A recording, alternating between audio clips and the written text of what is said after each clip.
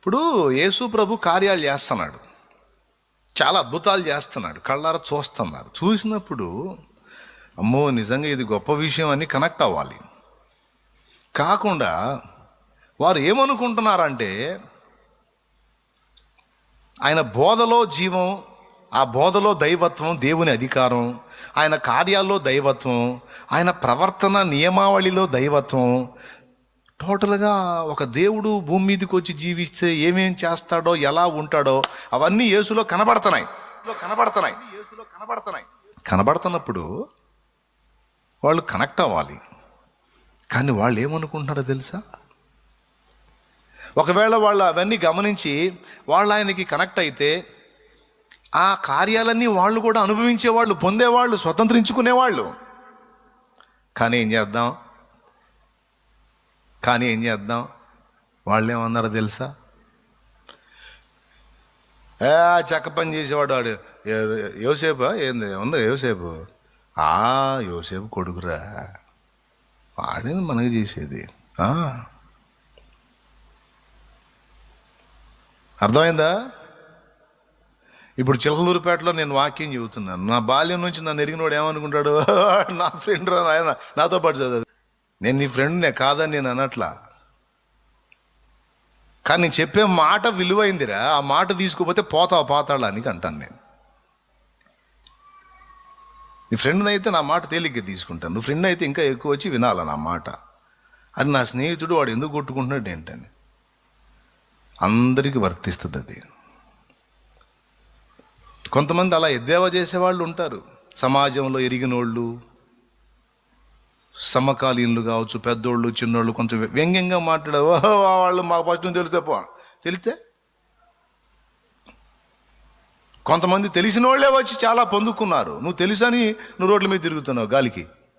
తెలిస్తే రా, ఏంది అసలు ఏందని అడుగు, లేకపోతే ఏంది బ్రదర్ ఏందని అడుగు, తెలుసుకో, నేర్చుకో, మారు మనసు పొందు, బతుకు దిద్దుకో, నువ్వు కూడా బాగుపడు. అట్ట కాదు. ఒకడు అంటాడు మాతో వచ్చేళ్ళప్పుడు అంటాడు, ఇప్పుడు రావట్లేదుగా. మాతో తిరిగేళ్ళప్పుడు అంటాడు, ఇప్పుడు తిరగట్లేదుగా. ఎందుకు మారాడు, ఎందుకు తిరగట్లేదు? రా.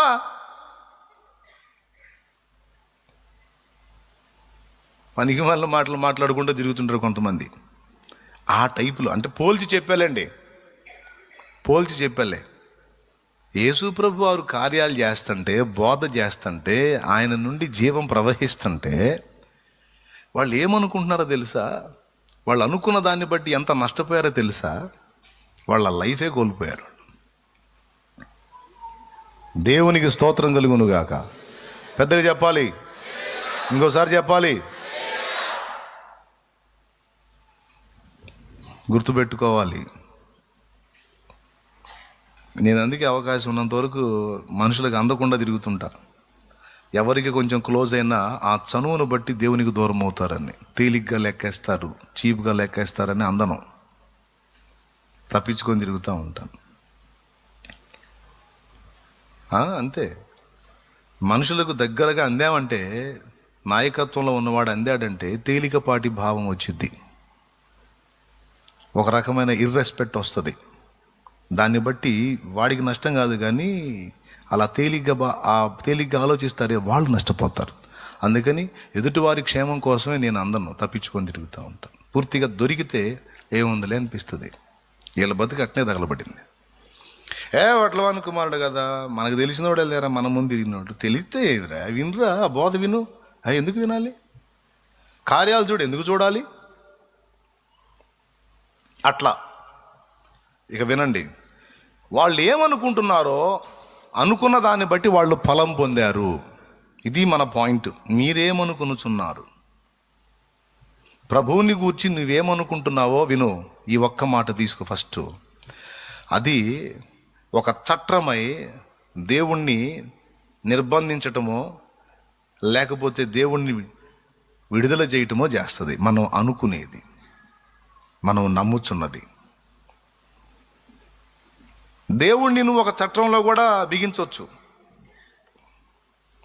లేదా దేవుణ్ణి చట్టం నుంచి విడిపించవచ్చు. నీ విషయంలో చెప్తున్నాను నేను. చట్టంలో బంధించడం అంటే ఏంటో చెప్తా విను. దేవుణ్ణి అసలు ఎవడు బంధిస్తాడు అంటే దేవుణ్ణి బంధించడం కాదు, కానీ ఆయన విడుదల చేసే శక్తిని, ఆయన ప్రభావాన్ని. ఇప్పుడు ఉదాహరణకి యేసయ్య బలవంతుడైన దేవుడా కాదా? అందరు చెప్పండి, అవునా కాదా? అవునా? డౌట్ లేదా? గొప్ప కార్యాలు చేయగలడా లేదా? గలడా లేదా? డౌట్ లేదుగా, అనుమానం లేదుగా.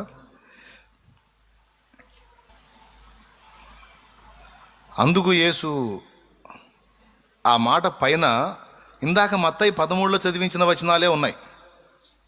చూడండి, 2వ వచనం నుంచి చూడండి, 6:2.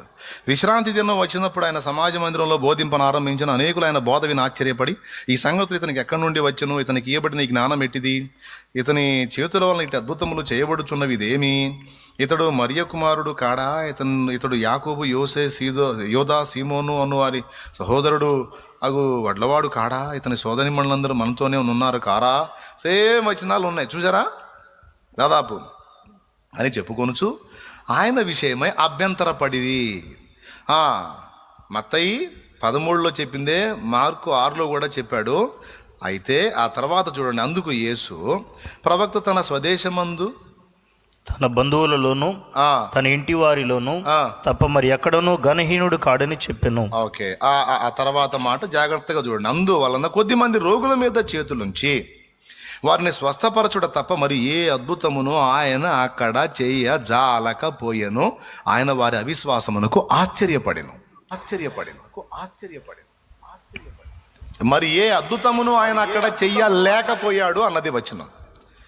అక్కడేముందంటే మత్తయి 13లో మరి ఏ అద్భుతము చెయ్యలేదు అని ఉంటుంది. చెయ్యలేదు అంటే ఆయన ఇష్టపడక చేయలేదు అనుకోవచ్చు, కానీ ఇక్కడేమన్నాడు తెలుసా? మార్కు ఇంకా క్లారిటీ ఇచ్చాడు. అందుకే 4 సువార్తలు చదవాలి. ఒక సువార్తలో మిస్ అయిన పాయింట్ 2వ సువార్తలో మనకు దొరికిద్ది. అందుకే 4 కలిపి చదువుకుంటే టోటల్ మ్యాటర్ బయటకు వచ్చింది. కొంతమంది ఏం చేస్తారు, మత్తయి సువార్త చదువుతారు, మార్కు చదువుతారు, ఇందులో కూడా యేసుప్రభు స్టోరీగా అనుకుంటారు. మళ్ళీ లూకా చదువుతారు, ఇందులో కూడా యేసుప్రభు స్టోరీగా అనుకుంటారు. మళ్ళీ యోహాను చదువుతారు, ఇందులో కూడా యేసుప్రభు స్టోరీగా అనుకుంటారు. నో, 4 యేసుప్రభు స్టోరీలే, కానీ అందులో ఒకదానిలో మిస్ అయిన పాయింట్స్ 2వ దానిలో యాడ్ అవుతాయి. అట్లాగా 4 సువార్తల్లో 4 క్రొత్త సంగతులు ఒక అంశాన్ని గురించి దొరికే ఛాన్స్ ఉంది. కనుక 4 చదివితేనే మ్యాటర్ మనకు బయటకు వచ్చింది ప్రతి విషయంలో. అర్థమైందా? కాలేదా? అయినా నేను చెప్పను, కాకపోయినా చెప్పేటప్పుడు జాగ్రత్తగా వినాలి. దేవునికి స్తోత్రం. గట్టిగా చెప్పండి. మత్తయిలో ఏం చెప్పాడు? ఆయన వారి అవిశ్వాసానికి ఆశ్చర్యపడ్డాడు, అక్కడ అనేకమైన అద్భుతములు చేయలేదు. ఆ మాటను అర్థం చేసుకుందాం. చేయలేదు అంటే ఇష్టపడలేదు, చేయగలిగి ఉండి కూడా వీళ్ళు ఇంతే అని చేయలేదు అనుకోవచ్చు. కానీ మార్కు స్పష్టత ఇస్తున్నాడు, ఏమనంటే చెయ్యలేకపోయాడు అన్నాడు. చేయాలనుకున్నా, చేసే శక్తి ఉన్నా ఆయన శక్తిని ఏం అడ్డగించిందంట? వారి అవిశ్వాసం. ఆ అవిశ్వాసం ఎలా వెల్లడైంది? వారి మాటల్లో వెల్లడైంది. తమ్ముడు, నువ్వేమనుకుంటున్నావో, ఏం మాట్లాడుతున్నావో, నువ్వేమనుకుంటున్నావో దేవుడు పట్టించుకుంటాడు. నువ్వు అనుకుంటున్న దాన్ని బట్టే దేవుని శక్తి నీ మీద పనిచేయటం లేదా ఆగిపోవటం అనేది జరిగిద్ది. నువ్వేమనుకుంటున్నావో దాన్ని బట్టి దేవుని పవర్ నీ మీద పనిచేయటమో బ్రేక్ అవటమో జరిగిద్ది. దేవునిలో మార్పు లేదు, ఆయన శక్తిలో మార్పు లేదు, ఆయన బలంలో మార్పు లేదు, ఆయన ప్రభావంలో మార్పు లేదు. కానీ దాన్ని గైకొనేవాడి హృదయమే ఉండాల్సిన రీతిలో ఉండకపోతే అంత శక్తి కూడా నిష్ఫలమవుతుంది. ఇది రహస్యం. అర్థమైందా? వారు ఏమనుకున్నారు ఆయన గురించి? ఇంకా డౌట్ ఉంటే శుభ్రంగా, ఇప్పుడు వాళ్ళలో వాళ్ళు అనుకోకపోతే ఏం మాయరోగం దగ్గరికి వెళ్ళి పర్సనల్గా ఉన్నప్పుడు, అయ్యా నువ్వు మా మధ్యనే పుట్టావు, మా మధ్యనే పెరిగావు, మాకు కూడా చాలా చెక్కబల్లలు చేసి ఇచ్చావు.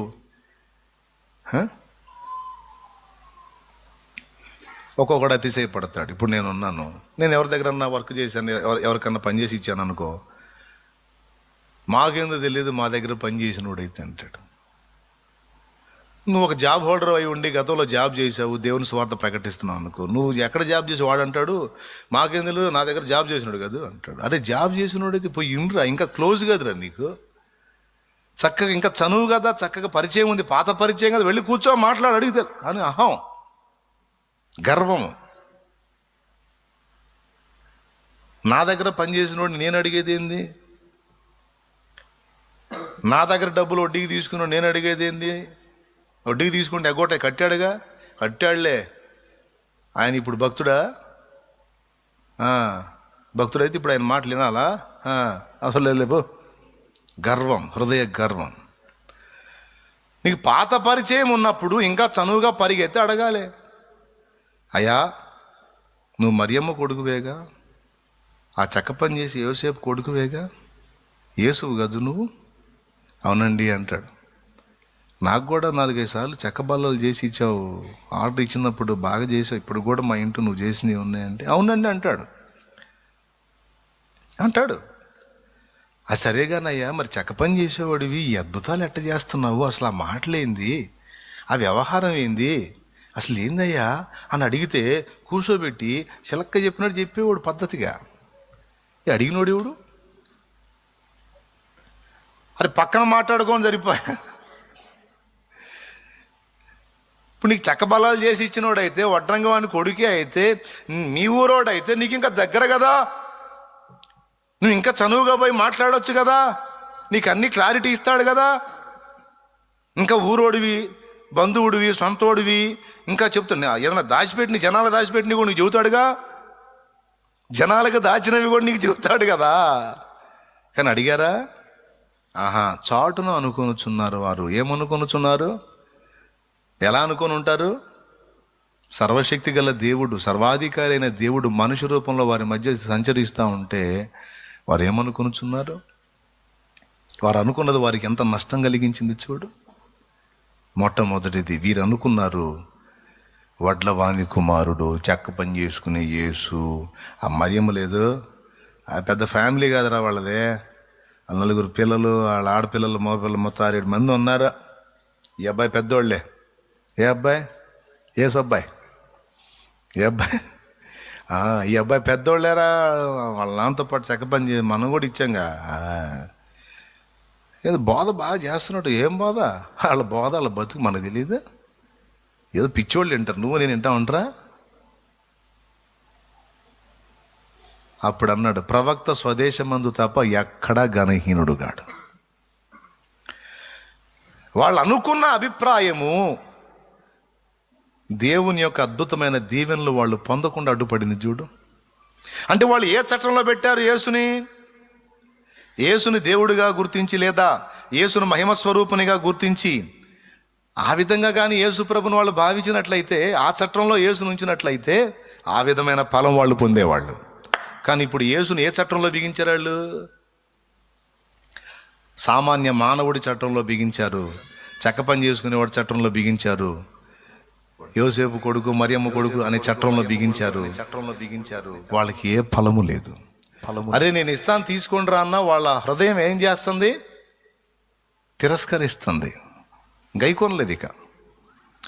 అట్లాగే దేవుణ్ణి నువ్వు ఏ చట్టంలో పెట్టి చూస్తున్నావు? ఎంతవరకు దేవుణ్ణి పరిమితం చేశావు? కొంతమంది దేవుణ్ణి జ్వరాలకు పరిమితం చేస్తారు. జ్వరాలకి అర్థమైందా?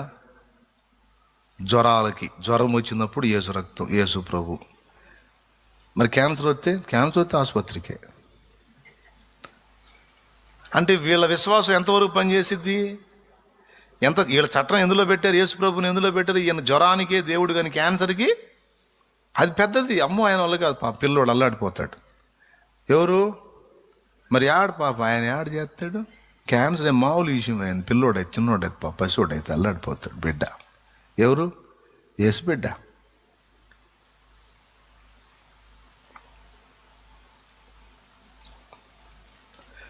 ఒక దైవజనుడు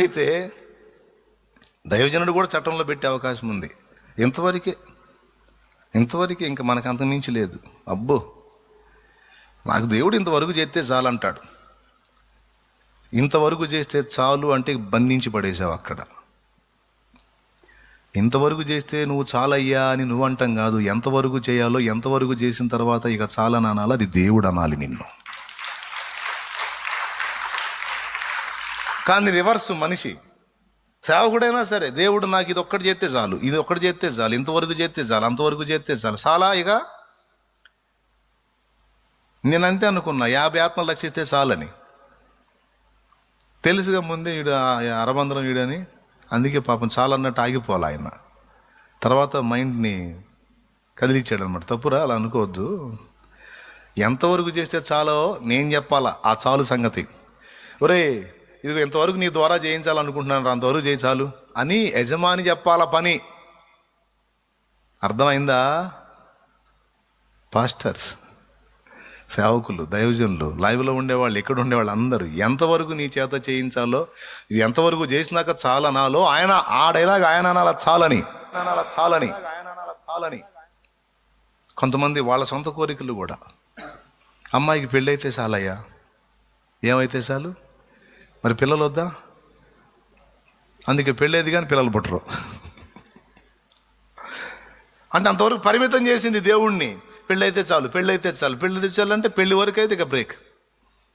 మరి పిల్లలు మళ్ళీ ఇక పిల్లలకి మొదలు పెట్టాలి. ప్రభా ఒక్క బిడ్డనిస్తే చాలయ్యా, చాలు. ఎంత చేయాలో, ఎంత ఇవ్వాలో, ఏదో ఏంటో మొత్తం చాలు అనే ప్రస్తావన ఆయనది. చాలు అనాల్సింది ఎవరు? నా కృప నీకు చాలును, చాలును, నాకు చాలిన దేవుడు, అది నువ్వు అనాల్సిన చాలు అనేది ఎక్కడంటే నాకు చాలిన దేవుడు నువ్వు అన్న కాడ వాడు. అంతేగాని అది చాలు, ఇది చాలు, ఇంతే చాలు, ఇంకొక సంవత్సరం చాలు, ఎట్నన్నా కష్టపడి అమ్మాయి పెళ్ళైన దాకా బతుకుని అంతే చాలు అయ్యా, పెళ్ళవగానే చేస్తావు. స్తోత్రం. అవ్వగానే పోతావు. ఈ చాలు ప్రస్తుతం నువ్వేమనుకొనుచున్నావో జాగ్రత్త. దైవజనుడా, విశ్వాసి, పరిచారకుడా, సేవకుడు, నువ్వేమనుకొనుచున్నావు? నీవు అనుకున్నది ప్రమాదానికి దారి తీసిద్దని తెలుసా? నీవు అనుకున్నది గొప్ప విజయానికి తీసుకెళ్ళిద్దని తెలుసా? నువ్వు అనుకుంటున్నది నీ కొంప ముంచిద్ది. నువ్వు సరిగ్గా అనుకుంటే మునిగిన కొంప కూడా తేలిద్ది. మనం అనుకుంటున్నవేవో ఆయన పట్టించుకుంటున్నాడు, గుర్తుపెట్టుకోండి. మనం అనుకుంటున్న దాని ప్రకారం రిజల్ట్ ఉంటుంది.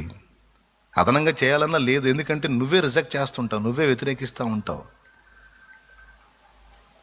అర్థమైందా? చిన్న పాత్ర తీసుకొచ్చి ఇంతే చాలు ప్రభా, ఇంతే చాలు అంటే ఇంక మరి ఆయన దగ్గర పెద్ద ట్యాంకర్ ఉంది, ట్యాంకర్ ఏడబోతాడు అందులో.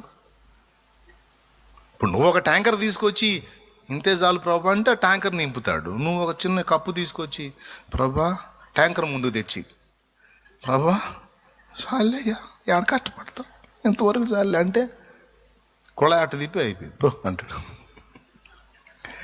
స్తోత్రం. నేను చెప్పేది వాస్తవం, మీకు అర్థమవుతుందో లేదో నాకు తెలియదు.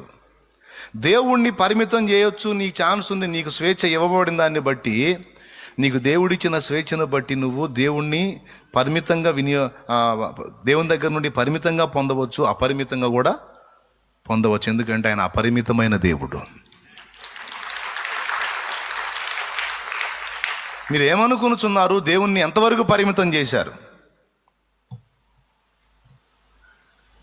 ప్రతిదానికి చాలిన దేవుడు, దేనికైనా సమర్థుడని కొంతమంది దేవుణ్ణి అపరిమితంగా పొందుకుంటారు దేవుని దగ్గర నుండి విశ్వాసం వినియోగించి.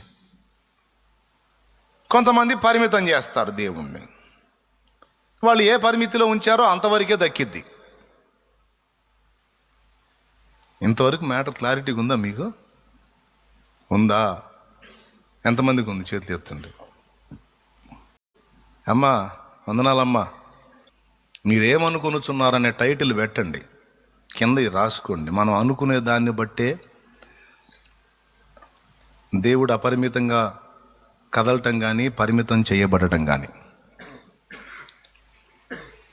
మా ఊరు చాలు సార్, మా బజారు చాలు అంటే అంతవరకే దక్కింది నీకు. బజారు కాదండి, మా ఊరు లాంటి 10 ఊర్లు కావాలా? పో. నీవు ఎంత విశ్వసించగలుగుతావో, నీవు ఎంత అనుకోగలుగుతావో, ఎంత ఆధారపడగలుగుతావో, ఎంత నమ్మగలుగుతావో ఆయన్ని, నువ్వు ఏ స్థాయి పాత్ర తీసుకుని వెళ్ళావో ఆ స్థాయి పాత్ర నింపి నిన్ను నడిపిస్తాడు ఆయన. ఇక్కడ దేవుడు పరిమితం చేయవచ్చు, దేవుడిని చట్టంలో పెట్టవచ్చు అంటే అర్థం ఏంటంటే దేవుడిని ఇరికించడం అని కాదు. నీ హృదయాన్ని నువ్వే కంట్రోల్ చేసుకుంటున్నావు, ఇరికించుకుంటున్నావు, చట్టంలో పెట్టుకుంటున్నావు, అందులోంచి చూస్తున్నావు దేవుణ్ణి. దేవునికి స్తోత్రం. ఏమండి, చిన్నప్పుడు భూతద్దాలు వస్తాయి, ఐడియా ఉందా? చుక్కానీలు అంటారు, చిన్నపిల్ల ఆడుకుంటారు. చిన్న అద్దం ఒకటి ఉంటుంది, అందులో చూస్తే లోపల ఫిలిం పెద్దగా కనపడిద్ది. ఐడియా ఉందా? అలాగే ఇట్లా చూసే కూడా వచ్చినాయి, వాటిని అటు దుర్బిణి అంటారు కదా. ఇట్లా చూస్తారు కదా. ఇట్లా చూసినప్పుడు అవతల పక్క పెద్ద భూతద్దం ఉంటుంది కాబట్టి చిన్నవి కూడా దాన్నే తిరగదిప్పి ఇడితిప్పి చూసామనుకో, చిన్న అద్దాల్లోంచి పెద్దవి కూడా చిన్నలా కనపడతాయి. ఐడియా ఉందా? అవి ఎక్కడ వినియోగిస్తారు తెలుసా? డోర్స్కి వినియోగిస్తారు. పెద్దవి కూడా చిన్నలా కనపడేది డోర్స్కి వినియోగిస్తారు. అందులో వాడే అద్దాలు. మనం డోర్కి చిన్న అద్దం పెడతాం, అవతల వాడికి అర్థం కాకుండా పెడతాం అద్దం, చిన్న అద్దం. బయట ఒక మనిషి నిలబడి ఉంటాడు, ఈ అద్దంలో గుండా చూస్తే అంత మనిషి కూడా ఇంత కనపడతాడు మనకి. ఎంతమందికి తెలుసు? అయితే బయట ఉన్న మనిషి మొత్తం కనపడాలంటే ఏది పెట్టాలా? ఫర్ ఎగ్జాంపుల్ బోత్ అద్దం పెట్టాంరా, అది. ఇక్కడ గమనించాల్సింది ఏంటంటే, అందుకేం చేస్తాడు తెలుసా? డోర్కి చిన్న అద్దం పెడతాడు. ఆ చిన్న అద్దం ఎలా ఉంటుందంటే, పెద్ద వ్యక్తిని కూడా, పెద్ద పర్సనాలిటీని కూడా కొంచెం చేసి చూపించింది. పెద్ద బిల్డింగ్ కూడా ఇంత కనపడింది మనకి. ఇప్పుడు చాలామంది జేబుల్లో వేసుకొని తిరుగుతున్నారండి దేవుడి విషయంలో, పరుసుల్లో అట్లాంటివి వేసుకొని తిరుగుతున్నారు పాస్టర్లు కూడా. ఏ అద్దాలు? భూతద్దాలు కాదు. అది చూడండి, అది నేను చెప్పింది. అవతల మనిషి ఎంత ఉన్నాడు అంతా ఆ బిల్డింగ్లో చాలా భాగం కొంచెమే కనపడుతుంది చూడండి, కొంచెంగా. ఈ అద్దాలు ఉన్నాయి ఇప్పుడు అందరి దగ్గర, చాలా మంది దగ్గర.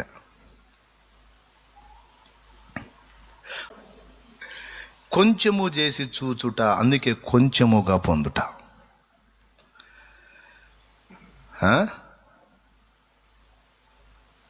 అది కాదు కదా. నువ్వు భూతద్దం కూడా పెట్టాల్సిన అవసరంలా. ఈ చిన్నగా చూపించే అద్దం ఒక్కటి తీసేస్తే చాలు. నువ్వు దేవుడిని లేఖనం చూపించినట్టు ఉన్నట్టు చూడు. నువ్వు వద్దు అంటే పెద్దగా చూపించే అద్దం వద్దు, చిన్నగా చూపించే అద్దం కూడా. అసలు ఆయన ఉన్నట్టు చూడు. నువ్వు అసలు ఆయన ఉన్నట్టు చూడు. ఆకాశ మహాకాశములే పట్టజాలని దేవుడవు, అణువంతా రూపుదాల్చి కన్య గర్భము చేరావు. దేవుడికి భూతద్దం పెట్టి చూడాల్సిన అవసరంలా. ఎందుకంటే ఆయన హెవీ పర్సనాలిటీ కాకపోతే కదా భూతద్దం పెట్టి పెద్దగా చూసుకునేది. ఆయన ముందే ఆకాశ మహాకాశములు పట్టజాలనంత పెద్ద దేవుడు. సముద్రం చూసి అబ్బో ఎంత పెద్దదో అంటాం, భూమండలాన్ని చూసి అమ్మో ఎంత పెద్దదో అంటాం. ఇలాంటి సముద్రాలు, ఇలాంటి భూమండలం, ఇలాంటి కోటాను కోట్లు చేసి వాటన్నిటిని శూన్యంలో వేలాడదీసినవాడు ఆయన. మళ్ళీ వీటన్నిటి విశ్వమంతటిని, గెలాక్సీలు, పాలపుంతలు, నక్షత్ర కుటుంబాలు, సౌర కుటుంబాలు మొదలైన వాటన్నిటినీ కలిపి విశ్వం అంటే, ఆ విశ్వాన్ని నా షర్టుకున్న గుండి ఎంత, నేనెంత, అంత పెద్ద విశ్వాన్ని ఇదిగో ఈ పరిమాణంలో తన యందు ధరించిన వాడు దేవుడు. ఇంకా గోలువు ఆయన ఎట్ట కొలుస్తావు? నువ్వు ఏ కొలత పెట్టి కొలుస్తావు? అందుకే చెబుతున్నాను, భూతద్దాలు పెట్టి దేవుడిని పెద్దగా మనల్ని మనం మోసం చేసుకోవడానికి చూడాల్సిన అవసరం లేదు. చిన్న అద్దాలు పెట్టుకొని మన బుద్ధిహీనతతో అంత పెద్ద దేవుడిని చిన్నగా చేసి చూసుకోవాల్సిన అవసరం లేదు. ఆయన ఉన్నట్టుగా నువ్వు చూడు, ఆయనే చాలు. అనంతమయ్యున్నవాడు అల్పుడు ఆయే, రాజుగా ఉన్నవాడు దాసుడు ఆయే. అనంతమయ్యున్నవాడు అల్పుడు ఆయే, రాజుగా ఉన్నవాడు దాసుడు ఆయే. పుడమియే పులకించగ పాదము మోపే. ఆకాశ మహాకాశాలు పట్టజాలనంత దేవుడు ఈ భూమండలాన్ని ఒక బంతిలాగా అలాగ శూన్యంలో వేలాడదీసిన దేవుడు ఇప్పుడు ఒక అణువు రూపంలో మారి, ఆ అనంతుడైన దేవుడు అణువు రూపంలో మారి మాతృగర్భంలో ప్రవేశించడమే గాక ఆ మాతృగర్భం నుంచి ఇక పొడమి మీద కాలు మోపుతున్నాడు. దూతలకి ఇది మహాశ్చర్యం. అసలు ఆయన ఎక్కడా, ఆ భూమి ఎక్కడా? ఆయన చూడరా భూమి మీద కాలు పెడుతున్నాడు. ఆ అనంతుడైన వాడు ఎంతగా మారిపోయాడు, ఎంత తగ్గించుకున్నాడో చూడు. పొడమి మీద కాలు మోపుతున్నాడు. ఆహా భూమి, నీ జన్మ ధన్యమే, నీ జన్మ ధన్యం పో. నీ సృష్టికర్త నీలో పాదం మోపాడు పో. ఆ కార్యాన్ని చూసి ఆశ్చర్యపడేవాడు. సర్వోన్నతమైన స్థలములలో దేవునికే మహిమ కలుగునుగాక, దేవునికే ఘనత కలుగునుగాక. ప్రకృతి పులకిస్తుంది. ఆయన వస్తున్నాడు ఇక భూమి మీదకి, ఇక వస్తున్నాడు. అందుకే వీచే గాలి రాయ్యారా స్వాగతం, స్వాగతమని వెలిగే తార. ఎందుకు సందడి? మమ్మల్ని నిర్మించిన నిర్మాత ఇదిగో భూమి మీద ఒక చిన్న పసిబాలుడిగా పుట్టబోతున్నాడు. ఆహా, సృష్టికర్త పసివాడవయ్యావా యేసు, పసిబాలుడవయ్యావా, పశుల తొట్టిలో పరుండబెట్టబడతా. ఏమి వింత, ఇన్ని నాళ్ళు ప్రకృతి ఆశతో ఎదురు చూసింది. ఆయన వస్తాడు, అందరి విమోచనార్థమై, ఆఖరికి సృష్టి యొక్క విమోచనార్థమై కూడా ఆయన రక్తము చిందిస్తాడు. ప్రకృతి స్పందించింది ఆయన పుట్టుకలోను, ఆయన సిలువలోను. కూడా పెట్టినప్పుడు భూకంపం కలిగింది, సూర్యుడు మరుగైపోయాడు, 3 గంటల వేళ చిమ్మ చీకటి అయిపోయి రాత్రి చీకటిలాగా మారిపోయింది. ప్రకృతి స్పందిస్తుంది, అది వాక్యం. అందుకే వీచగాలి స్పందించింది అని పాడుకున్నాం. కోరుండదా? వీచే గాలి స్వాగతమని సందడి చేసే, ఇన్ని నాళ్ళ నిరీక్షణ ఫలించగా, ఇన్ని నాళ్ళ ఎదురు చూపు నెరవేరగా, శ్రీసుడైలలోన ఉదయించగా. ఆయన గురించి నీతి సూర్యుడు అని రాయబడింది కదా. తన నామముందు భయభక్తులు గలవారు మీకు నీతి సూర్యుడు ఉదయించును అని ఉంది. ఆ నీతి సూర్యుడే ఉదయించాడు భూమి మీద.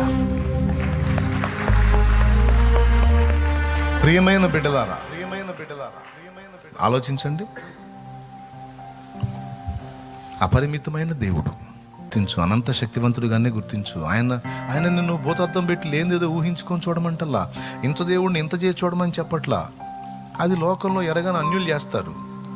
అల్పమైన వాటిని గనులుగా ఎంచి వాళ్ళు ఓహో నాయన గందరగోళం చేసుకుంటారు, ఏం లేని దానికి. కానీ మనం సేవిస్తున్నవాడు, ఉన్నవాడు, బలవంతుడు, నిజంగా సజీవుడైన వాడు, నిన్న నేడు నిరంతరం మొన్న ఎప్పటికీ మార్పు లేనివాడు,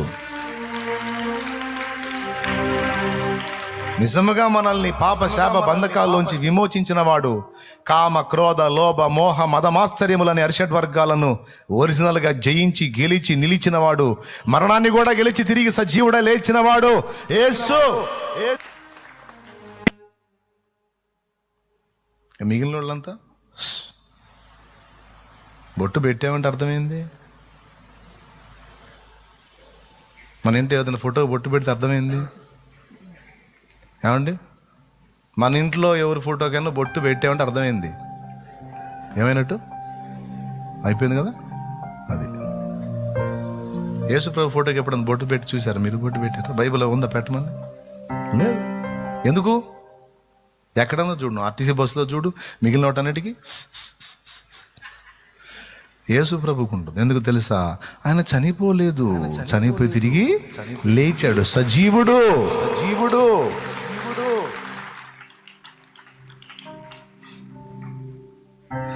అందుకే ఆయన ఒక్కటే నీ పేరేందయ్య అంటే ఉన్నవాడు అని చెప్పాడు. ఉన్నవాడేందయ్యా? ఏమున్నవాడు? ఎల్లప్పుడూ ఉన్నవాడిని. నేను లేదంటూ లేదు, లేని కాలమే లేదు, ఎల్లప్పుడూ ఉన్నవాడిని, జ్ఞానం ఉన్నవాడిని, ఐశ్వర్యం ఉన్నవాడిని, వ్యక్తిత్వం ఉన్నవాడిని, ప్రేమ ఉన్నవాడిని, బలం ఉన్నవాడిని. ఏం కావాలి నీకు? అన్నీ ఉన్నవాడిని. నిన్న ఉన్నోడిని, నేడు ఉన్నోడిని, రేపు ఉన్నోడిని, ఎల్లప్పుడూ ఉన్నోడిని, అన్నీ. ప్రాణం ఉన్నోడిని, అనేక మందికి ప్రాణం ఇవ్వడానికి ప్రాణశక్తి కలిగిన వాడిని. చెప్పు, ఉన్నవాడినే. ఒకటే టైటిల్. అరే ఎన్ని పేర్లు లేవు చెప్పడానికి. నీ పేరేంది వాళ్ళు అడిగితే ఏం చెప్పాలంటే ఉన్నోడని చెప్పన్నాడు. అసలు ఒక్క ముక్క ఉన్నోడని. ఆ ఉన్నవాడు ఒక ముక్కను తీసుకుంటే బుర్ర తిరిగి దిగిరున. అంత మ్యాటర్ ఉంది అందులో. నీ శ్రమలో ఉన్నోడిని, నీ నిందలో ఉన్నోడిని, అవమానంలో ఉన్నోడిని, చావులో ఉన్నోడిని, బ్రతుకులో ఉన్నోడిని, పుట్టుకలో ఉన్నోడిని, నీ తాత పుట్టుకలో ఉన్నోడిని, ముత్తాత పుట్టుకలో ఉన్నోడిని, వాడి తాత పుట్టుకలో ఉన్నోడిని, ఆదాం పుట్టుకలో ఉన్నోడిని, ఆదాం పుట్టక ముందు కూడా ఉన్నవాడిని, ఈ ప్రకృతి మొత్తం లయమైన తర్వాత కూడా ఉన్నవాడిని. చెప్పు, ఆ ఒక్క మొక్క ఎన్ని టచ్ అయిద్దో చూడు. అది దేవుని మహాజ్ఞానం అంటే. దేవునికి మహిమ కలుగును గాక. కాబట్టి దేవుణ్ణి భూతద్దాలు పెట్టి లేనిదాన్ని ఉన్నట్టు ఏదో ఊహించుకొని భ్రమపడమని చెప్పట్లా. ఇంకా చెప్పాలంటే అనంతుడే ఉన్న దేవుణ్ణి అతి తక్కువ చేసి ఆలోచించొద్దు. అలా ఆలోచిస్తే దేవుణ్ణి నువ్వు చట్టంలో పెట్టిందని అవుతావు. ఇక ఆ పరిధిలోనే నీకు వస్తుంది. మహానదిని మహానదిగానే స్వాగతించు. మహానది దగ్గర తీసుకెళ్ళి ఒక అంగుళం పైపు వేసుకున్నావు అనుకో, నీ ఇంటికి వచ్చేది మాత్రం అంగుళం దారే. అక్క అర్థమైందా అనాయ్? నయగారా జలపాతం లాంటి నది అనుకో. అంత పెద్ద నది దగ్గరికి పోయి కూడా అంగుళం పైపు, అరంగుళం పైపులు ఉంటాయి. అక్కడక్కడ వైర్లు కొడతారు. మరి ఒకటి పాతిక పైపు వేసుకోవచ్చు. అంత పెద్ద నదికి ఒక అరంగుళం పైపు కనెక్షన్ ఇచ్చుకున్నావు అనుకో, ఎంత వస్తాయి మీ ఇంట్లో నీళ్లు? అరంగుళం నీళ్లు బిందె నిండాలంటే ఎప్పటికీ? స్తోత్రం. అడుగు పైపు వేసావు అనుకో, అట్లా ఆన్ చేయగానే ధన్మ నిండిపోయింది. అవునా? 10 అడుగుల పైపు, ఒక్కటే పెద్దది 10 అడుగుల పైపు తెచ్చుకున్నావు అనుకో, ఆన్ చేయగానే ముందు నువ్వు కొట్టకపోతావు అనమాట. ఇక్కడ నువ్వేమనుకుంటున్నావు అసలు దేవుడి గురించి? అదేమనుకుంటున్నాను? జ్వరానికి దేవుడు అని క్యాన్సర్ దేవుడు కదా. జలుబు దగ్గు కదా, జలుబు దగ్గు తుమ్ములకు దేవుడను, హెచ్ఐవికి దేవుడు కదా. అదేంటి నువ్వు దేనికి దేవుడు? ఏమనుకుంటున్నాను? ఎట్లా ఊహించుకుంటున్నాను? వాళ్ళు చెక్క పనుడు అనుకున్నారు. చెక్క భయం చేసుకోవడం తప్ప ఏం మిగిలిన వాళ్ళకి. స్తోత్రం. హల్లెలూయా. అసలు ఆయన కాదు, ఆయన నిలువెల్ల బాడీ టాక్ చేయడం కాదు, ఆయన వస్త్రపు చెంగును ముట్టిన చాలు బాగుపడతాను అనుకుంది. టచ్ చేసింది 12 ఏళ్ళు. Cancer close. ఆ దెబ్బతో అయిపోయింది. ఆమె ఏమనుకుంది? వస్త్రపు చెంగును ముట్టిన. అవునా? నయమాన్ ఏమనుకున్నాడు? తాకి స్వస్థపరచాలనుకున్నాడు. ఎలీషా తన దగ్గరికి వచ్చి తాకి స్వస్థపరచాలనుకున్నాడు. అలాగే కొంతమంది వ్యక్తులు, కొంతమంది ఇక్కడ నిలబడే వాళ్ళు కూడా ఒక మాట నేను పలికినప్పుడు, ఆశీర్వచనం పలికినప్పుడు, శుభవచనం పలికినప్పుడు, దీవెన వచనం పలికినప్పుడు, స్వస్థత వచనం పలికినప్పుడు ఆమెన్ అనుకుని వెళ్తారు. జరిగిద్ది. కొంతమంది వెనక్కి వచ్చి నిలబడతారు. ఎందుకు? అబ్బో ఇవన్నీ మాటలు కాలే కానీ నువ్వు టచ్ చేయాల్సిందే. ఎండలో నల్లులు మండేట్టు మాడుతూ ఉంటారు. నేను చూడలేక టెంట్ అన్న ఏంటో మీకు దండం పెడతాను ఇలా అని చెప్పాను మన వాళ్ళకి, తమ్ముళ్ళకి, చిన్నవాళ్ళకి. పిల్లల్ని వేసుకొని నిలబడుతున్నారు. మరి ఏం చేయాలి? నేను అక్కడ చేశాగా మా ప్రార్థన అంటే కాదు అన్నయ్య. దేవునికి స్తోత్రం. నీవేమనుకొనుచున్నావో ఆ పరిధిలోనే దేవుని కార్యం ఉంటుంది. నేను ఆయన నన్ను టచ్ చేయటం కాదు, ఆయన నన్ను తాకటం కాదు, నేను ఆయనను తాకితే చాలు. ఆయన కూడా ఆయన శరీరాన్ని అవసరం, ఆయన వస్త్రపు చెంగును తాకితే చాలు అనుకుంది. చూసింది. కార్యం జరిగిందా లేదా? చెప్పు. అమ్మా కుమారి, నీ విశ్వాసమే నిన్ను స్వస్థపరిచిన, సమాధానం గలదానివై ఓ అంటే యేసయ్యను ఏ చట్టంలో చూసిందామా? ఆయన బాడీ కాదు, ఆయన వస్త్రపు చెంగు చాలు అని ఆమె అనుకుంది. నువ్వేమనుకుంటున్నావు? నువ్వు రాసుకో, నువ్వేమనుకుంటున్నావో. అతనేమనుకున్నాడు? ప్రభువా, నీవు నా ఇంటిలోనికి వచ్చుటకు నేను పాత్రుడను కానయ్యా. నేను సహా అధికారిని, నా కింద కూడా సైనికులు ఉన్నారు. ఒకడిని పొమ్మంటే పోతాడు, రమ్మంటే వస్తాడు. ఇది చెయ్యని నా దాసుని చెబితే చేస్తాడయ్యా, ఎందుకంటే వాడి పై అధికారిని కదా. అలాగే నువ్వు సమస్త ప్రకృతి మీద, సర్వ శరీరుల మీద, వారు కలిగి ఉన్న సమస్యల మీద నువ్వు అధికారివి. ఒక్క మాట సెలవి అయ్యా, నా దాసుడు స్వస్థత పొందుతాడు. నువ్వు రావాల్సిన అవసరం ఏముంది ప్రభువా, ఆజ్ఞాపించు. ఒక మాటను, ఏ రోగమా వదిలేయ్ అను, అయిపోయింది. మాట మాత్రము సెలవిమ్ము, నా బ్రతుకు మారిపోతుంది. అతడేమనుకున్నాడు? ఒక మాట చెప్పి అన్నాడు. అమ్మో, ఎంత గణపరిచాడో చూడు. నువ్వు ఇక్కడ దాకా వచ్చి చెప్పాల్సిన అవసరం ఏముందయా, నువ్వు అక్కడే ఉండి చెప్పవయా, జబ్బుకి అదే పోయింది. అప్పుడు ఆశ్చర్యపోయి, ఇశ్రాయేల్లోనైనా నువ్వు ఇంత విశ్వాసం ఉన్నట్టు నేను చూడలేదని సంతోషపడి అతడు నమ్మినట్లే జరుగునుగా అన్నాడు. తన దాసుడు ఆ క్షణమందే స్వస్థత పొందెను. ఆయన వస్త్రపు చెంగును మాత్రం ముట్టినా చాలు, బాగుపడుతుంది అనుకోనేను. ఆ క్షణమందే ఆమె రక్తము ధార కట్టెను. 12 ఏళ్ల జబ్బు అంటే ఒరిజినల్ క్యాన్సర్ అది. ఇప్పటివాళ్ళకి ఆ బలహీనరాలను చూపిస్తే క్యాన్సర్ 4th స్టేజ్ అని చెప్తారు. అస్సలు ఛాన్స్ లేదు, దాదాపు కీమోలు లేవు, ఏం పనికిరావు అంట. అలాంటి కండిషన్లో ఉన్న వ్యక్తి ఆయన వస్త్రపు చెంగుడు, ఆమె అనుకున్నది ఆడ కార్యం జరిగింది. ఇక్కడ నీవేమనుకొనుచున్నావు దేవుడి విషయంలో అనేది ఒక పెద్ద సబ్జెక్ట్కి ఇది. నీ ఓపిక దీని మీద ధ్యానం చేసుకుంటే బోల్డ్ అనే విషయాలు వస్తాయి.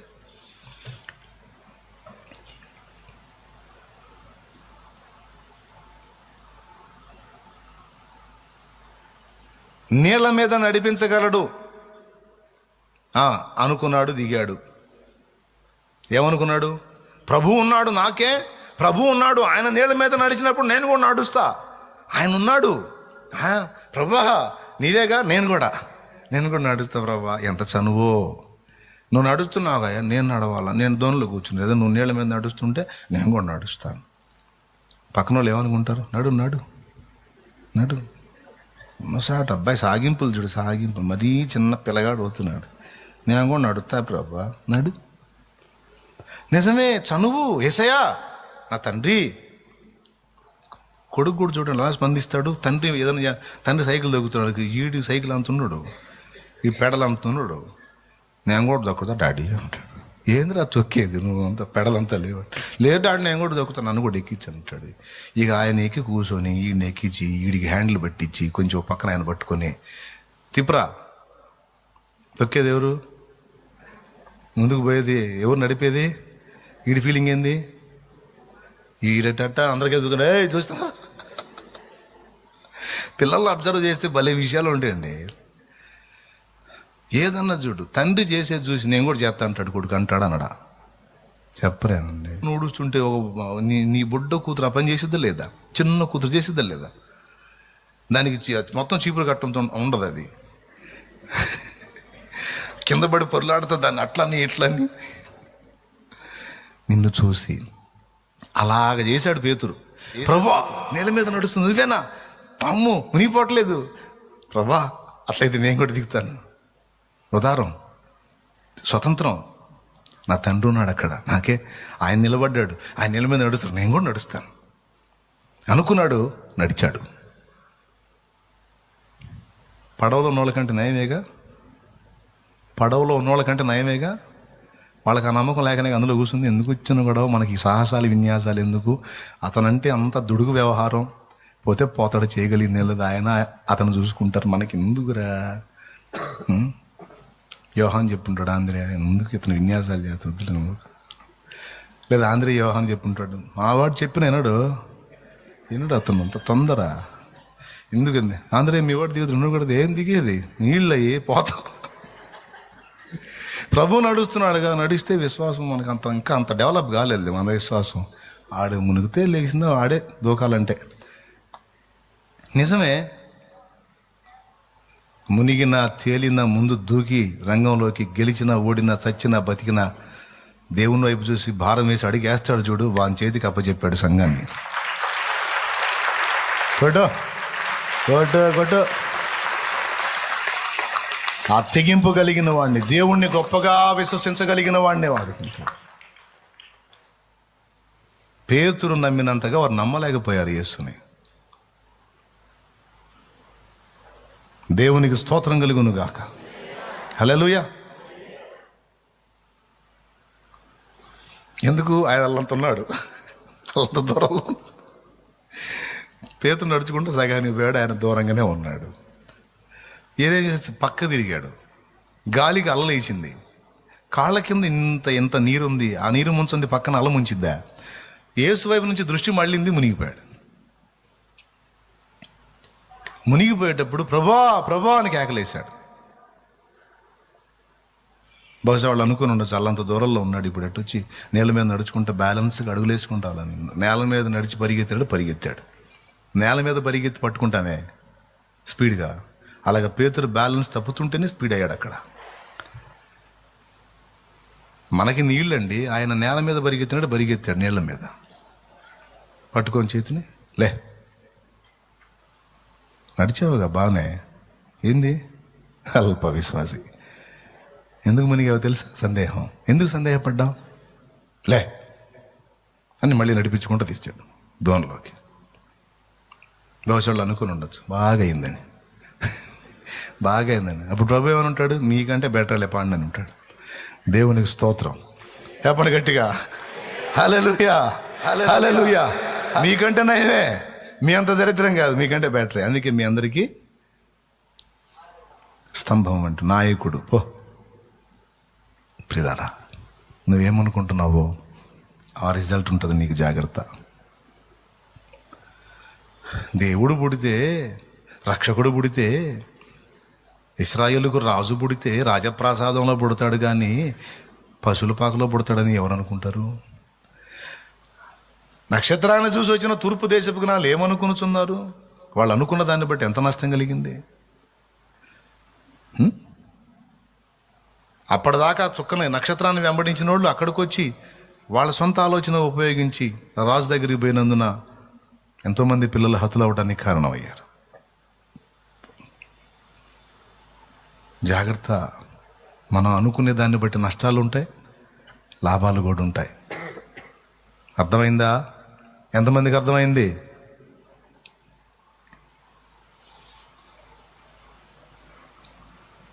మీ ఇంకోటి కూడా అర్థం కావాలి, ఇంకా బయలుదేరలేదేందని. సేవలోనైనా జీవితంలోనైనా మన శరీరానికి సంబంధించిన ఆరోగ్య విషయంలోనైనా మనం ఎదుర్కొంటున్న సమస్యల విషయంలోనైనా సైతాన్ గాడు భయపెడతాడు. అలలు లేపి అయిపోయింది, అబ్బో అది కష్టం, ఇది కష్టం, అబ్బో అది కష్టం, నిద్ర పట్టుకుని చేస్తాడు వాడు. అవన్నీ దూది గింజలను కొండరాళ్ళుగా చూపిస్తాడు వాడు. మోసపోవద్దు. కొండ వంటి దేవుడినేమో దూది పింజలాగా చూసి, దూది పింజ లాంటి సమస్యనేమో కొండలాగా చూసి, ఏంది సైతాన్ చేసే మోసం కాదు. ఏమి లేదండి, వాడు నీకు కూడా అదే ఇస్తాడు. ఏంటి ఇందా చూసి దుర్భిణి, ఏమండి దూరదర్శిని అని కూడా అంటారు దాన్ని. అది నీకు ఇస్తాడు. ఇచ్చి నీ సమస్యకి వెళ్ళి, లేదా నువ్వు స్ట్రగుల్ చేస్తున్న ఈ విషయం ఏదైనా సరే దానికి వెళ్ళేమో భూతద్దం పెడతాడు. అప్పుడు నీకు అది ఎట్లా కనపడిద్ది? దూది పింజ కూడా ఎట్లా కనపడిద్ది? నేను చెప్పేది నిజం, ఇది సీరియస్గా తీసుకోండి, లేకపోతే తేడా పడతారు, ఇక నా సంబంధం లేదు. నేను చెబుతున్నా, దేవుడికి వెళ్ళేమో చిన్న అద్దం పెట్టి చూపిస్తాడు వాడు. దేవుడికి వెళ్ళి చిన్న అద్దం అంటే ఇందాక నేను చూపించానే, వాడు అంత మనిషి, వాడు ఉన్న ఇల్లు కూడా చూడు ఎంత కనపడుతుంది, ఇంత అద్దంలో. దేవుడికి వెళ్ళి చిన్న అద్దం చూపిస్తాడు, వాడు నీ సమస్యకి వెళ్ళి భూతార్థం పెట్టి చూపిస్తాడు. ఇప్పుడు నువ్వు చూస్తే ఎట్లుంటుంది? దేవుడేమో నీకు కొంచెం కనపడతాడు, సమస్య ఏమో దాన్ని బట్టి ఇక నువ్వు అనుకుంటుంటావు అన్నమాట. ఏమో ఇదేందో,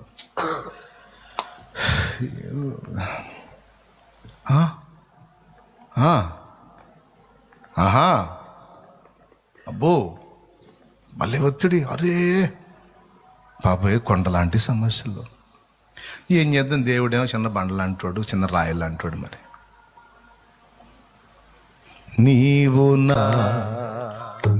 నా వల్ల గాంధీ, నీ వల్ల చూస్తానే ఉన్నా, ఒడ్డుకు లాగుతానే అనేది మనకి అడ్డం తిరిగేటట్టుంది. నాకు అడ్డం తిరిగేది కానీ నువ్వెంత నాయన, నీకెంత నాయన, నువ్వెంత? ఆకాశ మహాకాశాలు పట్టజాలనంత. నీకు నా సమస్య ఎంత? అలా తీసేస్తాం. ఎన్ని తీసేలా, మాట మాత్రం సెలవియ్యా అయిపోయింది. ఇప్పుడు ఇంత చెప్పినా మీ హృదయాల్లో ఏమన్నా కాస్త కదలిక వచ్చిందా? లేకపోతే ఏంది మే, అంతేనా? నవ్వవా? నవ్వండి, కాస్త నవ్వండి, కాస్త బరువు దించుకోండి. ఎవరికి చూస్తున్నారు? ఏసైకిల్ చూడండి. మీరు అనుకునే విషయాలు కొంచెం మార్చుకోండి. మీరు అనుకునే దాన్ని బట్టే ఫలితం ఉంటుంది. ఏది అనుకున్నానో అదే నా మీదికి వచ్చింది అన్నాడు ఏబు 3:25. ఏబు 3:20. పడి తినో, అది ఏ నాకు సంభవించుచున్నది, నాకు భీతి పుట్టించినదే నా మీదికి వచ్చుచున్నది. బిడ్డలారా జాగ్రత్త. నీవేమనుకుంటున్నావు? నీవేమనుకొనుచున్నావు? ఏమనుకున్నాడు? నా భార్య ఎంత అద్భుతంగా ఉంది, రివర్స్ అయిద్దేమో అని. అయ్యింది. నా పిల్లలు 10 మంది సూపర్గా ఉన్నారు, వీళ్ళకేమన్నా అయిద్దేమో అనుకున్నాడు. అయ్యింది, మొత్తం పోయారు. నా ఇల్లు సంసారం పచ్చగా కళకళలాడుతూ ఉంది, ఇలానే ఉంటుందో ఏమన్నా అయిద్దో. అయ్యింది, పోయింది. నా బాడీ ఉక్కులాగుంది, స్ట్రాంగ్గా, బలహీనతకు గురైద్దేమో. అయ్యింది. ఇంకా అనుకోవాల్సింది ఏమి లేవు, అనుకుని అన్నీ అయినాయి. అప్పుడు దేవుడు అన్నాడు, ఇంకేమన్నా అనుకోనైనా, ఇంకేం అనుకో. ఏమనుకుంటా? నేను ఎట్లా అయ్యాను, అయినా నా దేవుడు సజీవుడు, నాకు నన్ను బాగు చేస్తాడు. నేను కోల్పోయిన వాటికి ప్రతిగా 2 అంతలు నాకు జలములలో బడినే వెళ్ళిన అవి నా మీద పారవు. ఫస్ట్ అనుకున్నాడు ఈ బోద్దేమో, అది బోద్దేమో, ఏ యుద్ధం, ఇది యుద్ధం అని.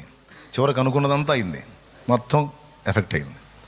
చివరికి ఇక ఇప్పుడు అలా అనుకోకుండా ఇప్పుడు ఇంకొక టైపులో అనుకుంటున్నాడు. ఏంటి తెలుసా? నా దేవుడు 2 అంతలుగా నాకు తిరిగి మేలు. జలములలో పడి నేను దాటి వెళ్ళినప్పుడు అవి నా మీద, అగ్నిలో నేను నడిచిన నేను కాలి పోను.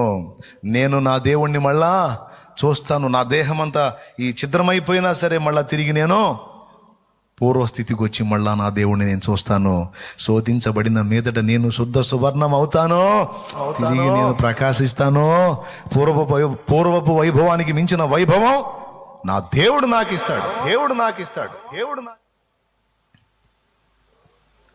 నీ జీవితంలో, నీ ఇంటి వారి జీవితంలో, నీ తల్లిదండ్రుల విషయంలో, నీ పిల్లల విషయంలో, నీకు సంబంధించిన విషయాల్లో దేవుడు ఒక స్టెప్ తీసుకుంటాడు, ఒక మలుపు తీసుకుంటాడని నమ్ము. దేవుడు కార్యం చేస్తాడు, ఏదో ఒక స్టెప్ తీసుకుంటాడు, ఏదో ఒక కార్యం చేస్తాడు నా దేవుడు. మొత్తం పూర్తిగా అంత డ్యామేజ్ అయిపోయినా సరే నువ్వు ఇదే నమ్మాలి. నువ్వేమనుకుంటున్నావో చూస్తాడు. లేదు, దేవుడు టర్నింగ్ తీసుకుంటాడు. నా లైఫ్ ఇలా కొనసాగదు, టర్నింగ్ తీసుకుంటాడు. తిరిగిద్ది ఒక మలుపు తిప్పుతాడు. నా తండ్రి ఎదురు చూస్తున్నా, తీసుకుంటాడు, తప్పకుండా తీసుకుంటాడు. నా విషయంలో జోక్యం చేసుకుంటాడు, చేస్తాడు. ఇది నాకు ఇలేదంటే ఇంకా పెద్దది ఎక్కడో, నేను అనుకున్న ఈ కార్యం చేయలేదంటే ఇంకా ఉన్నతమైంది ఏదో, ఇంత దూరం తిరుగుతున్నాను నేను, నాకు దగ్గరలోనే ఎక్కడో అన్నీ పొందాను. దేవునికి మహిమ. 150 కిలోమీటర్ల పోయి దేవులాడా ఏదో ఒక దానికోసం. ఆడ తిరుగుతున్నా కానీ లోపల ఏమనుకుంటున్నాను తెలుసా? 150 కాదే, అక్కడే ఏదో దాచి పెడతాడు, అక్కడే ఏదో నాకు సిద్ధపరిచాడు. చివరికి నేను వెతికింది కాదు, నేను అనుకున్నది, హృదయంలో ఏమి నమ్మానో అదే నా దేవుడు చేశాడు. ఏమనుకుంటున్నావురా తల్లి? మీటింగ్ రౌండా? బలహీనతలో, బందీఖానాలో బందీలు అయిపోయిన బిడ్డలారా, వ్యసనాలకు బానిసలు అయిపోతున్నారు. కొంతమంది అనుకుంటే ఇంకా లేదురా, నా లైఫ్ అయిపోయిందిరా, నా జీవితం కొలాప్స్ అయిపోయిందిరా, ఇంకా లేదురా, నాకు అవకాశం లేదు అనుకుంటున్నావా? నిజంగానే ఉండదు. లేదు లేదు, అట్టడుగు స్థితికి దిగజారిన నాకు దేవుని కనికరం వస్తుంది. దేవుడు నన్ను తిరిగి పైకి లేపుతాడు, నన్ను వదలడు, నా లైఫ్ టర్నింగ్ తీసుకుంటుంది. నేను ఇలానే ఉండను, నేను మారుతాను, నా జీవితం వెలిగించబడింది. నేను కూడా 10 మందికి ఆదర్శవంతంగా ఉండే రోజు ఒక రోజు వచ్చింది. నా బ్రతుకు ఆట్టే కాలం ఇలానే సాగదు, ఇలానే నేను ఉండను. నేను సహా సంతోషించే రోజు, నేను కూడా ఘనంగా తల ఎత్తుకునే రోజు, నేను కూడా గౌరవంగా బ్రతికే రోజు, నేను కూడా 10 మందికి సాయం చేసే రోజు, నేను 10 మందిని ఆదరించే రోజు, నేను దీనుల్ని కనికరించే రోజు, 10 మందికి చైతన్యం కలిగించే రోజు ఒక రోజు వస్తుంది. నా దేవుడు నాకు దాన్ని సిద్ధపరుస్తాడు అనే నిశ్చయత అనుకోవాలి. ఊపిరున్నంత వరకు నిరీక్షణ చావకూడదు. వ్యతిరేక ఫలాలను అనుకోవద్దు. దేవుడు నీ పక్షంగా కార్యాలు చేస్తాడని అనుకో. కఠినమైన వ్యతిరేకతలో ఉండి కూడా పేకల దాకా మునిగినా సరే ఒక్కటే దృష్టి పెట్టుకో, ఆయన వస్తాడు, నన్ను లేవనెత్తుతాడు. ఏడు వచ్చాడా, లేవనెత్తాడా, అయిపోయిందిగా, ఎక్కడ దాకా మునిగావుకంటే తల మునగలేదుగా. ఆగు, అది కూడా జరిగిందా కాగు. టర్నింగ్ తీసుకుంటాడంతే, మలుపు తిప్పుతాడంతే. నేను ఏదైనా నమ్ముతున్నాను. మాట చెప్పటం కాదు, మళ్ళీ పక్కన నేను నమ్మనడుగా శాలేమని నేను నమ్ముతున్నాను అంటాం కాదు. బయటికి చెప్పాల్సిన అవసరంలా, లోపల నీవేమనుకుంటున్నావో దేవుడు పట్టించుకుంటాడు. జాగ్రత్త. వస్త్రపు చెంగు ముడితే చాలు అనుకుంది, జరిగింది. మాట మాత్రం సెలవిస్తే చాలు అనుకున్నాడు, అయిపోయింది. దేవునికి స్తోత్రం. ఏమనుకుంటారు ఇప్పుడు మీరు? మరి మేరీ మాతను గురించి చెప్పారు శాలేమన్నా, మరి వేళాంగిణిలో అద్భుతాలు జరుగుతున్నాయి కదా, ఆ విషయమై ఏం చెప్తారు అని ప్రశ్నించారు. మంచి తల్లి, ధర్మ సందేహం అడిగినందుకు వందనాలు, తప్పులేదు, చెప్తా. అది కూడా అద్భుతాలని ఆధారం చేసుకొని, అద్భుతాలు జరిగే చోటే సత్యము అనే అభిప్రాయం ఒకవేళ మనకుంటే దానికన్నా తప్పు అభిప్రాయం ఇంకొకటి లేదు. మనం నమ్మవలసిన సత్యానికి అద్భుతాలు ఎప్పుడూ కేంద్ర బిందువులు కాదు. అద్భుతాలను ఆధారం చేసుకుని ఎప్పుడూ కూడా ఒక సత్యాన్ని మనం డిసైడ్ చేయకూడదు. ఎందుకంటే ఈ ప్రశ్న వేసిన సిస్టర్ కానీ బ్రదర్ కానీ ఎవరైనా లైవ్లో ఉంటే ఇప్పుడే బైబిల్ ఓపెన్ చేసుకొని మత్తయి సువార్త 24:24 చదవండి ఒకసారి. మేరీమాత ఆలయం వేళాంగణిలో ఉంది, మరి చాలా అద్భుతాలు జరుగుతున్నాయి కదా, ఆ సంగతి ఏంటన్న ప్రశ్న మంచిదే, అది ఆన్సర్ చూడు. అద్భుతాలను ఆధారం చేసుకొని అదే సత్యము అని నమ్మేది రేపు మనల్ని ఘోరమైన పరిస్థితికి తీసుకెళ్ళిద్ది. ఎందుకంటే ఈ అద్భుతాల మీద ఆధారపడి ఇదే దేవుడని నమ్మేటువంటి తత్వము అన్యజనుల్లో చాలా సమృద్ధిగా ఉంది. అన్యజనుల్లో అద్భుతాల బేసిక్కే వాళ్ళు, మనుషులకు కూడా సాష్టాంగపడి, మనుషులు నా చిన్నప్పటి నుంచి చూస్తూనే ఉన్నాను. నేను ఒకసారి ఒక ఇంటికి వెళ్ళాను, నేను పాలు ఇచ్చేవాడిని, అందరు లేడీసే. నాకు మైండ్ పోయింది ఆ సన్నివేశం చూసి. చిన్నవాడిని, అంతా ఒక 7-8 ఏళ్ళు ఉంటాయి. డైరెక్ట్గా వెళ్ళిపోతా, పిల్లవాడిని కదా, పాలు టిఫిన్ తీసుకొని లోపలికి వెళ్ళిపోతా. కొంతమంది లేడీస్ ఒళ్ళు బరువు వాళ్ళు ఉంటారు, వాళ్ళు పాలు గిన్నె తీసుకొచ్చి పాలు పోయించుకోవడం కూడా రే వచ్చావా అదన్నందు పో, ఆ గిన్నె తీసుకొని పాలు గిన్నె తెలుసుగా పోయి తీసుకొని పోసి అందులో పక్కకు పెట్టి వెళ్ళు అంటారు. చిన్నోడిని కదా, 7-8 ఏళ్ళు బిడ్డని. ఎప్పటిలాగా నా గిన్నె ఆ ధరణ ఉంటుంది వాళ్ళు పాత్రలు దోమే దగ్గర, అందుకని అక్కడికి పోయి రయ్యమని ఏమంటే పాలు అనుకుంటా పోతే ఒకడిని కూర్చోబెట్టి మొత్తం ఆడవాళ్ళు సాష్టాంగ పడుతున్నారు, వాడు ఒంటి మీద నూలు పోగలేదు. ఇది అంగమల్ల స్వామి అంట, దిగంబర స్వామి అంట, ఒంటి మీద నూలు పోగలేదు.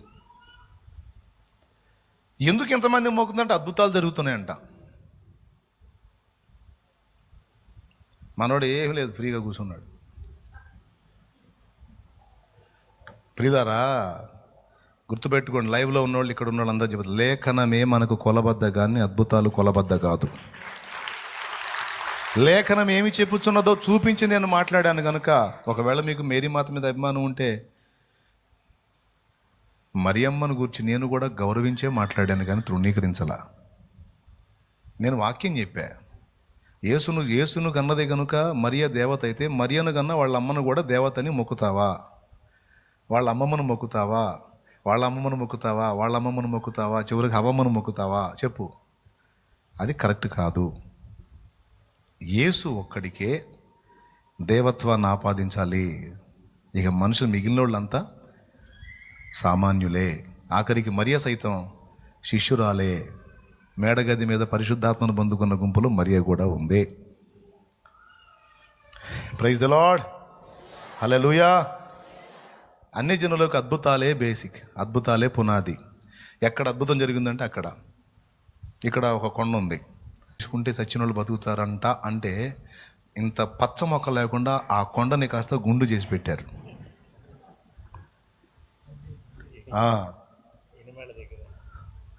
ఇనిమేళ్ళ దగ్గర ఉంది ఆ కొండ. ఆ కొండ మీద ఏదో పుల్ల ఉందంట. ఆ పుల్ల తీసుకొచ్చి బాడీకి రాసుకుంటే రోగాలు తగ్గితే చచ్చిన వాళ్ళు బతుకుతారంటే పోయి పడి ఇక అచ్చంగా బస్సులు పెట్టాల్సి వచ్చింది అడిగి. ఆ కొండని గుండు చేసి పెట్టారు శుభ్రంగా, పచ్చ మొక్క లేకుండా. అప్పట్లో పాప ఇప్పుడు చిన్నగా మళ్ళీ పెరుగుతున్నాయి. మళ్ళీ ఇంకొక రౌండ్ ఎవడన్నా పుకారు లేపాడంటే మళ్ళీ పోయి పడతారు. దేవునికి స్తోత్రం. అద్భుతాలు, అన్ని జనులకు అద్భుతాలు. మత్తయి 24:24 చూడు. అబద్ధపు క్రీస్తులను అబద్ధపు ప్రవక్తులను వచ్చి సాధ్యమైతే ఏర్పరచబడిన వారిని సహితము మోసపరచుటకై గొప్ప సూచక్రియలను మహత్కార్యములను కనపరచెదరు. అది సూచక్రియలు, మహత్కార్యాలు, అద్భుతాలు జరిగినంత మాత్రాన ఒక అబద్ధం నిజమైపోదు. సత్యం ఎప్పుడూ సత్యమే. అర్థమైందా? వెల్లంగణిలోనే అద్భుతం జరుగుతుందా? ఒక సాధారణ మందిరంలో మోకాళ్ళుని ప్రార్థన చేసినప్పుడు యేసునామములో కార్యాలు జరగలేదా? జరిగినాయి. కాబట్టి వెల్లంగనే కాదు, ఇంకొక చోటే కాదు. అద్భుతాలు అనేది యేసునామములో ప్రార్థించినప్పుడు లక్షల కోట్ల మంది ప్రజల సాక్ష్యాలు. అది బేసిక్ కాదురా తల్లి. స్త్రీయో పురుషుడో నాకు తెలియదు. అడిగిన వాళ్ళు మంచి ప్రశ్న వేశారు, దానికి సమాధానం ఇది.